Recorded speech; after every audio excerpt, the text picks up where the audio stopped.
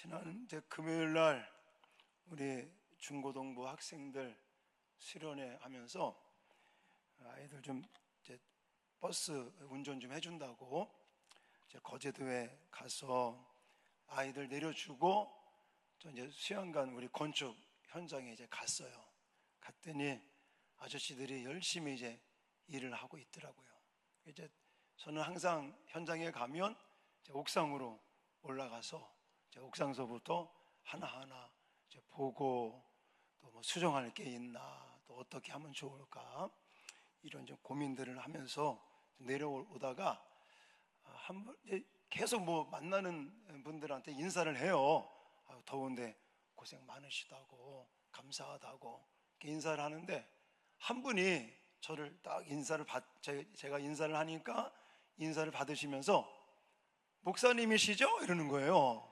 그래서 아이고 어떻게 아셨냐고 그랬더니 딱 인사하는 스타일이 목사님 같더라. 그래서 기분이 좋더라고. 반바지 입고 제가 뭐 정장 입은 것도 아니고 그냥 애들 이제 운전해 준다고 반바지 입고 또 이제 못 낸다고 또 선글라스 딱 우리 집사님이도 해준 거 끼고 막 이러고 갔는데 목사님 아니시냐고 알아봐 주니까 되게 고맙더라고요. 자, 오늘 본문에 스바 여왕이 솔로몬을 방문합니다.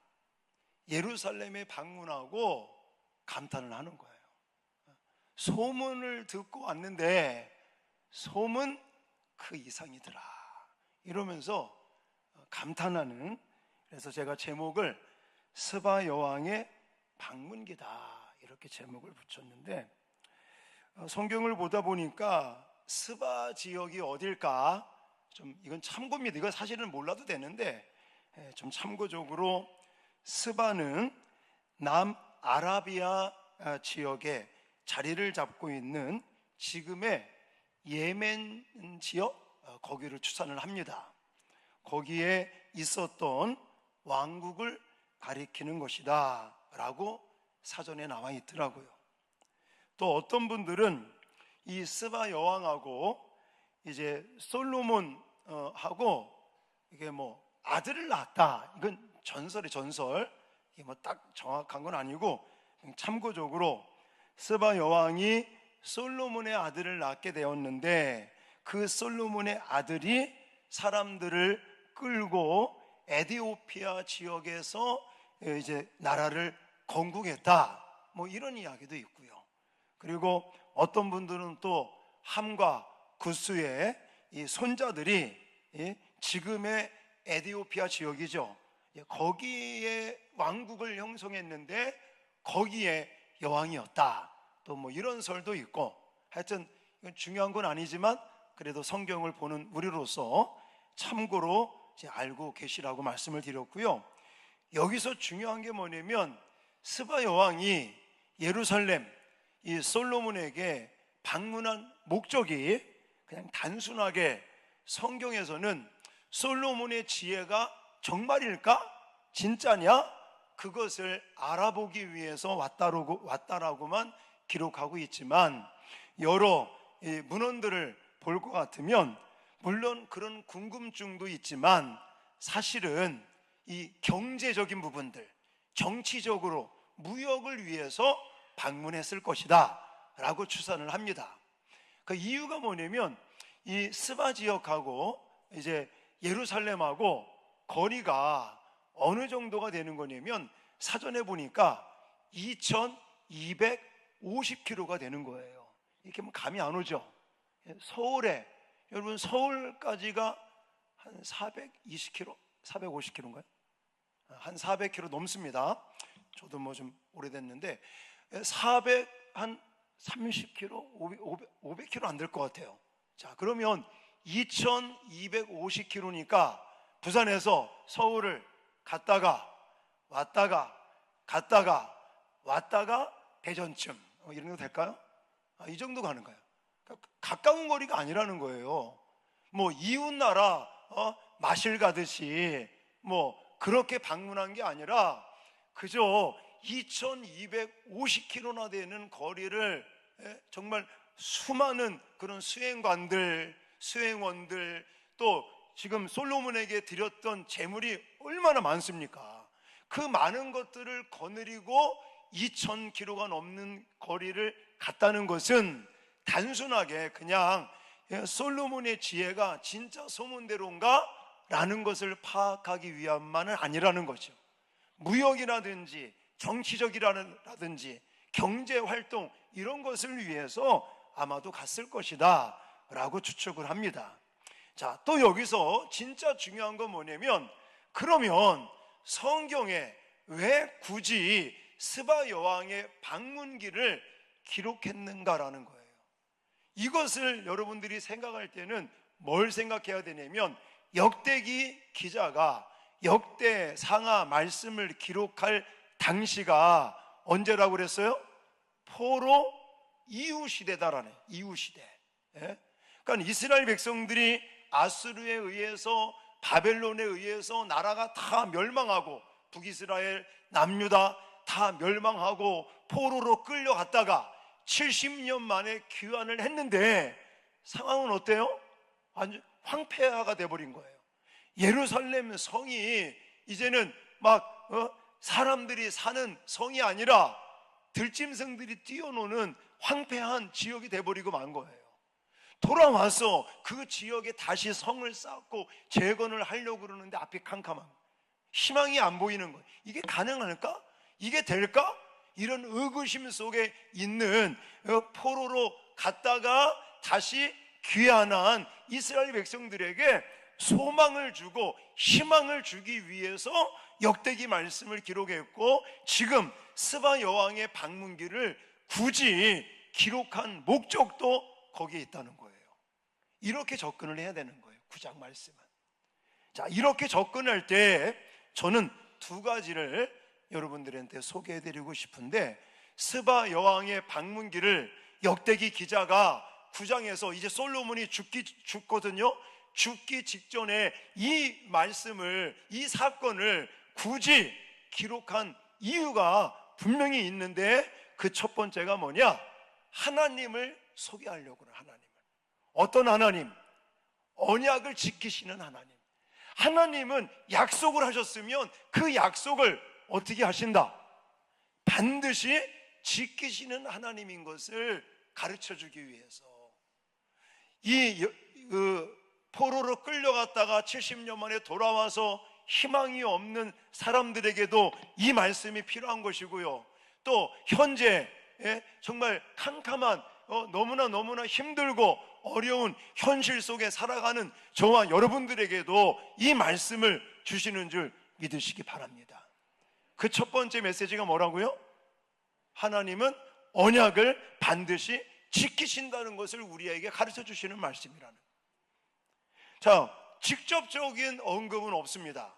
직접적으로 하나님께서 언약을 지키신다, 이것을 가르치기 위해서 이 본문을 기록했다라는 말은 없는데, 자, 여기 지금 뭐 우리가 다 읽을 수는 없고요. 스바 여왕이 감탄을 합니다. 무엇 때문에 감탄합니까? 솔로몬 왕이 하나님께 복을 받은 거에 대해서 감탄을 하고 있어요. 그래서 어떤 단어까지 쓰고 있냐면 황홀하여. 거기 4절 맨 마지막에 보면 스바 여왕이 실제로 소문을 듣고 2200km가 넘는 거리를 와서 실제로 솔로몬의 왕궁, 신하들, 백성들, 모든 환경들을 보니까 이게 장난이 아닌 거죠. 그래서 뭐라고 표현합니까? 정신이 황홀했다라는 거예요. 그 정도로 하나님께서 솔로몬에게 주신 복이 어마어마하다는 거예요. 그러면 솔로몬이 이렇게 복을 받았던 우리가 근본적인 이유를 좀 살펴봐야 되겠죠? 그건 다른 게 아니라 하나님께서 약속을 하셨고 약속을 지키신 것이다라는 거예요. 자, 우리는 옛날에 배웠거든요. 근데 까먹었죠? 역대하 1장 공부할 때 이게 나왔었어요. 솔로몬이 왕이 되어지고 하나님 앞에 1000번제를 드릴 때 하나님이 솔로몬에게 주셨던 이 복이, 약속이 1장 11절 12절 말씀 같이 한번 읽겠습니다. 우리 조는 사람 눈 뜨시고 다 같이 크게 하나님 말씀 선포하시겠습니다. 시작. 하나님이 솔로몬에게 이르시되 이런 마음이 내게 있어서 부나 재물이나 영광이나 원수의 생명 멸하기를 구하지 아니하며 장수도 구하지 아니하고 오직 내가 내게 다스리게 한 내 백성을 재판하기 위하여 지혜와 지식을 구하였으니 그러므로 내가 내게 지혜와 지식을 주고 부와 재물과 영광도 주리니 내 전의 왕들도 이런 일이 없었거니와 내 후에도 이런 일이 없으리라 하시니라. 아멘. 솔로몬이 하나님께 1,000번제를 드렸더니 하나님께서 솔로몬아 뭐 해줄까? 지혜를 줄까? 그랬더니 솔로몬이 하나님에게 뭘 구했어요?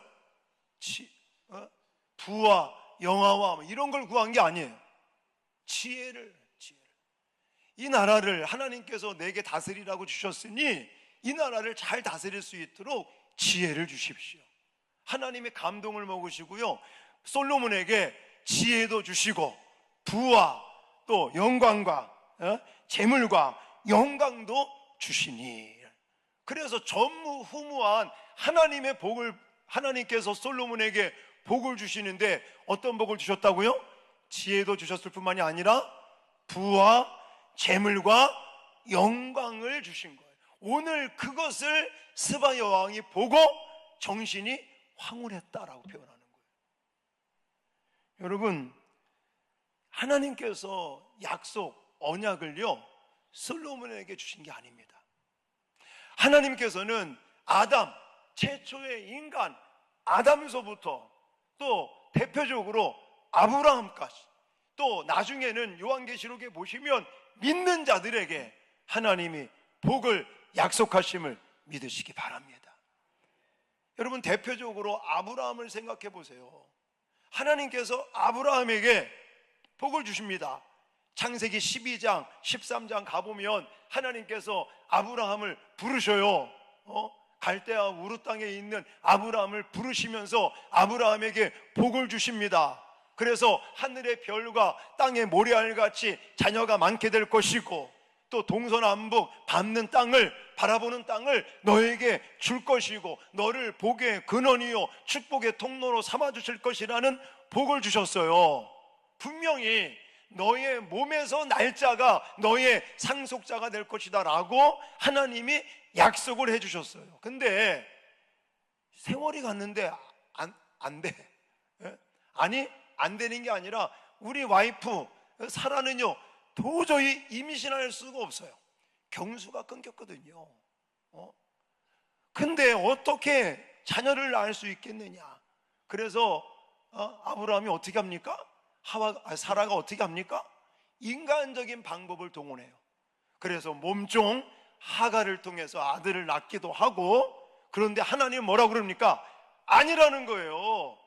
창세기 12장에 약속 주시고, 또 아브라함이 그것을 잘 이해를 못하고 또 그것을 못 기다리니까 하나님이 13장 또 15장 17장 계속해서 하나님께서 아브라함에게 약속을 다시금 갱신시켜 주시고 확증하는 그런 증거들을 주시거든요.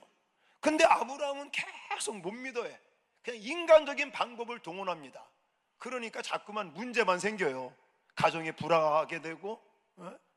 근데 때가 되니까 25년이 지나 때가 되니까 하나님이 누굴 낳게 했어요? 이삭을 낳게 하신단 말입니다. 할렐루야. 그러니까 인간의 생각에서, 인간의 입장에서 자꾸만 조마조마하지 마시고, 하나님은 분명하게 약속하시고 때가 되면 하나님의 언약, 약속을 지키신다는 사실을 꼭 믿으시기 바랍니다. 이스라엘 백성들도 마찬가지인 거예요. 나라를 빼앗깁니다. 또 포로가 됩니다. 끌려가서 70년의 세월을 보내고 또 돌아왔기는 왔는데, 지금 예루살렘 성은 완전히 초토화가 됐고, 이게 과연 가능할까? 이런 희망이 없는 그들에게 이 스바 여왕의 이 방문기를 주시면서 하나님이 약속하시지 않았느냐, 그 약속을 기억하라는 거예요. 그 약속을 붙들으라는 거예요. 때가 되면 하나님이 반드시 세우시고 회복시키시고 복을 주신다는 말씀입니다. 할렐루야. 우리에게도 마찬가지예요. 여러분, 성경 구구절절을 보십시오. 너무나 많아서요, 그 구절이 너무나 많아요.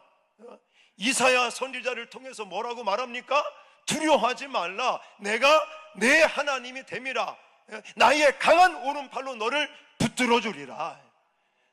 하나님께서는 구구절절 우리 믿는 우리들에게, 정말 십자가의 사랑으로 하나님의 자녀가 된 우리들에게 성경 구구절절 하나님의 언약, 약속의 말씀을 주셨고, 오늘날도 그 약속 언약의 말씀을 붙들고 믿음으로 나가는 사람들에게 때가 되면 하나님께서 회복시키시고 고치시고 또 복을 주실 것을 믿으시기 바랍니다. 두 번째, 이 스바 여왕의 방문기를 통해서 강조하는 메시지는 하나님의 영광을 드러내라 라는 것을 강조하고 계십니다. 여러분, 8절 말씀을 한번 다시 읽겠습니다. 8절 시작. 당신의 하나님 여호와를 송축할지로다. 하나님이 당신을 기뻐하시고 그 자리에 올리사 당신의 하나님 여호와를 위하여 왕이 되게 하셨도다. 당신의 하나님이 이스라엘을 사랑하사 영원히 견고하게 하시려고 당신을 세워 그들의 왕으로 삼아 정의와 공의를 행하게 하셨도다 하고. 아멘. 이건 누가 말하는 거예요? 스바 여왕이 말하는 거예요. 아까도 얘기했지만 스바 그 지역은 예루살렘으로부터 2000km 이상이 떨어진 곳이고, 스바 사람들은요, 하나님을 경외하는 사람들이 아닙니다. 하나님을 믿는 사람들이 아닙니다. 그럼에도 불구하고 솔로몬의 모습을 보고, 솔로몬의 왕궁을 보고, 솔로몬이 다스리는 나라를 와서 보고 스바 여왕이 하나님을 송축하나요? 하나님께 영광을 돌리고 있다는 말입니다. 여러분, 이것은 솔로몬만 그렇게 살아나는 게 아니라는 거예요. 성경에 보시면 특히 예수님께서 제자된 제자들에게 산상수훈을 통해서 우리의 정체성을 뭐라고 말씀하십니까? 너희는 세상의 빛이다. 너희는 세상의 소금이다. 그래서 소금이 되고 소금의 역할을 하고 또 빛의 역할을 하고, 그래서 세상을 밝히라는 거예요. 여호와의 이름을 높여드리라는 거예요. 여호와의 영광을 위해서 살아라는 겁니다. 제자로 산다는 게 뭡니까? 예수님 믿고 천국 가고 그게 답니까? 아니에요. 그건 당연한 거예요. 우리가 예수 믿고 하나님의 자녀로 살고 또 때가 되어서 하나님의 부르심을 받으면 하늘나라 가는 거, 이거는요 너무너무 당연한 거예요. 성경에서는 이것만 강조하는 게 아니라 주 예수 그리스도를 믿고 십자가의 구속의 은혜로 하나님의 자녀가 되었으면 너희는 빛의 자녀가 되었다. 할렐루야. 세상에 빛된 삶을 살라고 강조하고 있는데, 그게 뭐라고요? 하나님의 영광을 나타내는 거라고요. 자, 그 이야기를 예수님께서 산상수훈을 통해서 우리가 잘 알고 있는 성경 구절을 통해 이렇게 말씀하고 계십니다. 마태복음 5장 13절로 16절 같이 한번 읽겠습니다. 시작. 너희는 세상의 소금이니 소금이 만일 그 맛을 잃으면 무엇으로 짜게 하리요? 후에는 아무 쓸데없어 다만 밖에 버려져 사람에게 밟힐 뿐이니라. 너희는 세상의 빛이라. 산 위에 있는 동네가 숨겨지지 못할 것이요, 사람이 등불을 켜서 말 아래에 두지 아니하고 등경 위에 두나니 이러므로 집안 모든 사람에게 비치느니라. 이같이 너희 빛이 사람 앞에 비치게 하여 그들로 너희 착한 행실을 보고 하늘에 계신 너희 아버지께 영광을 돌리게 하라. 아멘. 세상의 소금이다. 소금이 그 맛을 잃어버리면 어떻게 된다고요? 버려진다. 이거예요. 버려진다. 또 세상의 빛입니다. 빛은요 감추는 건 아니에요. 빛의 특징은요, 높은데 등경 위에 달아서 비추는 게 빛의 속성입니다. 자, 그런데 저와 여러분들을 빛의 자녀로 하나님이 세우셨어요. 그래서 우리가 빛을 비춰야 되는데, 자, 그러면 빛을 비추어서 하나님께, 하나님 아버지께 영광을 돌리게 하라고 하는데, 우리가 빛을 비추는 게 어떻게 하는 걸까요? 여기 16절에 보면 나와요. 우리가 방금 읽은 마태복음 5장 16절에 보면, 우리가 빛의 자녀로서 하나님의 빛을 비추어 하나님의 영광을 드러낸다는 것이 어떻게 하는 것인지 구체적으로 나와 있죠. 그게 답이 뭐예요? 착한 행실로 빛을 비추는 거예요. 그러면 하나님께 영광이 되는 줄 믿으시기 바랍니다. 여러분, 우리가 교회 다니고 예수 믿고 또 하나님의 자녀로서 살아가면서 하루하루 우리의 삶이 정말 그냥 말로만, 입으로만 믿습니다, 마음으로만, 그건 아니라는 거예요. 성경에서는요, 행함이 없는 믿음은 죽은 믿음이다라고 말하고 있습니다. 목사면 목사답게, 장로님들이면 장로님들답게, 아멘 안 하시네. 우리 권사님들은 권사님들답게, 안수 집사님들은 안수 집사님들답게, 또 서리 집사님들은 서리 집사님들답게, 성도면 성도답게 착한 행실로 살아갈 때 하나님의 이름이 높임을 받고 하나님의 영광이 되어지고 정말 빛의 자녀로 살아가는 줄 믿습니다. 제가요 2주 전에 법원에 갔습니다. 통영지원에, 이제 아시는 분들 다 아시겠지만 우리가 수양관 건축을 하면서 처음에 수안종합건설 서태환이라는 사람과 계약을 맺어가지고 공사를 진행을 했죠. 선수금으로 1억 5천을 줬어요. 그러고 나서 기다리는데 기초공사를 한다고 하더만요. 그러고 나서 기초공사 하고 난 다음에는 공사가 중단이 된 거예요. 그리고 맨날 돈 달래. 예? 분명히 우리가 계약서에는 1층 골조가 끝나야 기성금이 나간다, 2층 골조가 끝나면 2차 기성금 나간다, 이렇게 계약을 했는데 기초공사 해놓고 1층 바닥이 됐으니 기성금을 달라고 해서 쫄라요. 못 주겠다, 계약서대로 해라. 나중에 알고 봤더니 하청업체 돈 하나도 안 주고요. 그 이후로 제가 현장 그 단톡방에 제 연락처를 올리라고 그랬어요.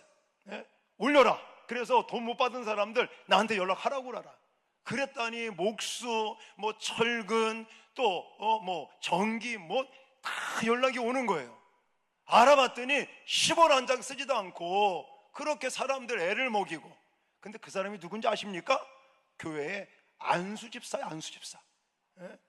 소개받기를, 제가 교회 이름을 거론할 수는 없고 저 사구에 있는 무슨 교회의 안수집사라고 소개를 받고 제가 노골적으로 얘기를 했어요. 우리 교회가 이렇게 해서 수양관을 지려고 하는데 이거 얼마에 공사를 해줄 수 있겠느냐, 한번 하나님께 복받을 짓을 한번 해봐라. 그랬더니 하겠다고 그러더라고.